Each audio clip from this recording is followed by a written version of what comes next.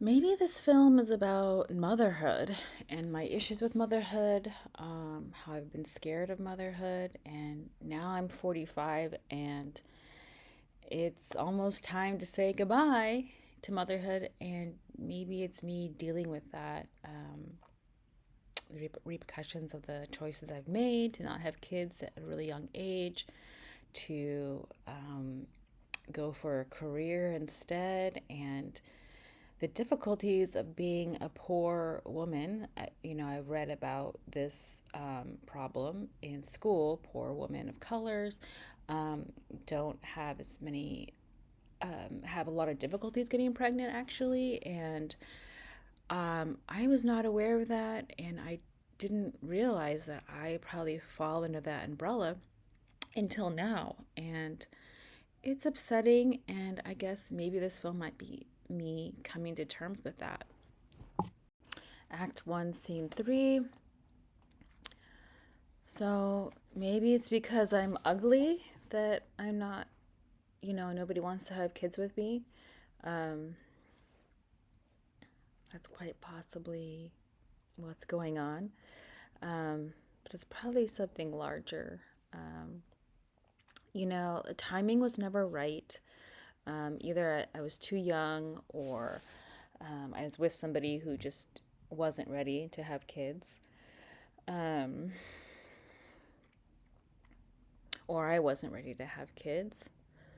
So, most likely it was that, and just having financial problems. I can't have a kid unless I'm financially stable enough to have a kid. So, I know it doesn't have to be perfect, and if I got pregnant, like I would work through it and work through whatever resources there are that are available for me, because no matter what, I'm probably never going to be financially stable enough, honestly, to have that kind of big investment, but somehow we get through it. So, I do believe that it's possible to be a good mom and be able to take care of kids. And, you know, um,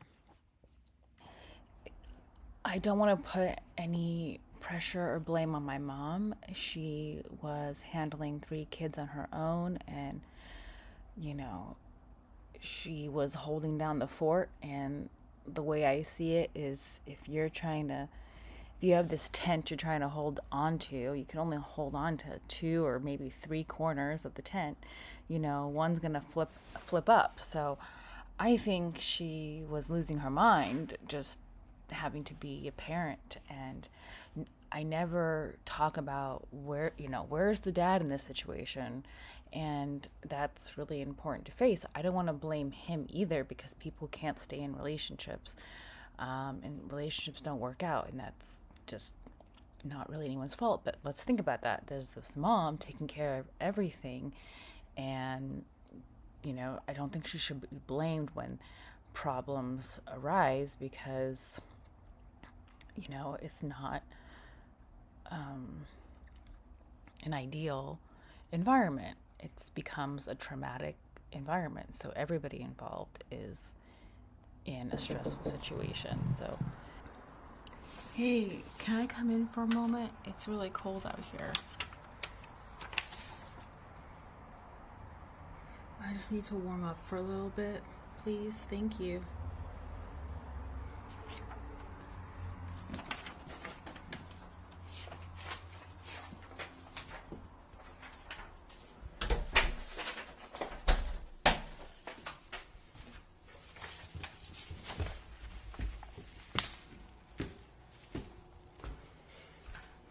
Wow, you guys are really nice.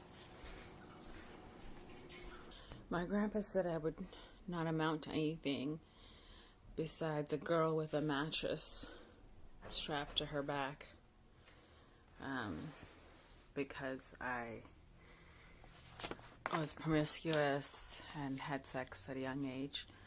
And my grandma, she just wanted us to be little dolls, so she really didn't raise us with many traits, besides being kind and, generous and sweet. That's what she was. Um, and, my mom didn't give us any affection. Dad, I don't even know what I am. So maybe this story is about people who have a lost identity because they don't fit in anywhere. Like, I can't just claim that I'm Asian because my eyes are kind of like almond shaped. I can't just claim that I'm Mexican because my skin, my eyes are dark. And same thing with black. I don't know, maybe I have a part black in me, like the Jackson kids. They look white, but they're not. So that's how I feel. I feel like, obviously, racism has created terrible situations for people who are black or indigenous or people of color have a far more chance of being homeless. But so does the poor, the poor white folks still suffer, and I'm not comparing myself to them, but this is my story, and I'm allowed to complain about what I'm going through. And,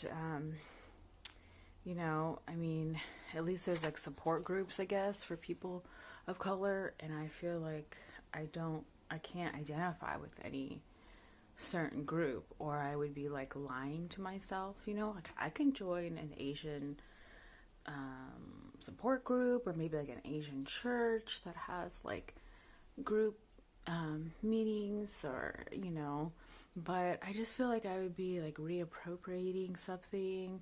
So there's that problem with being part of a melting pot. Everybody claims something, and you want to give credit where credit's due. Like, I always steal my hairstyles from like Asian girls, and maybe when I was a kid we stole our hairstyles from like black girls, and I used to have fun. Just, I guess, feel like I'm not allowed to anymore, which is fine. Maybe it'll pass, but I want to be somewhat free. Like, I want to live in a world where we all get along and we're all happy. And I feel like, obviously, racism just doesn't go away just because you want it to.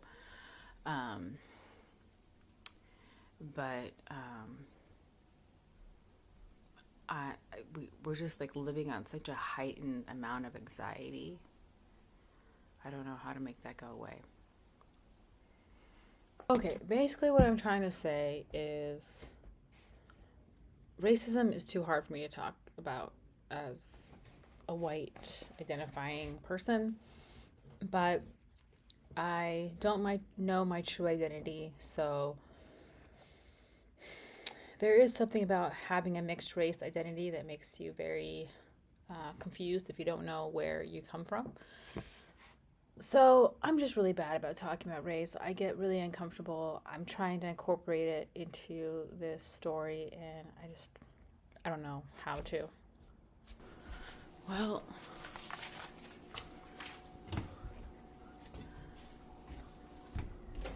thanks for the food and the cup of tea. I appreciate it. And so I moved out, and I went back into the RV, and now I just stick around and make visits so I know my daughter's okay. Because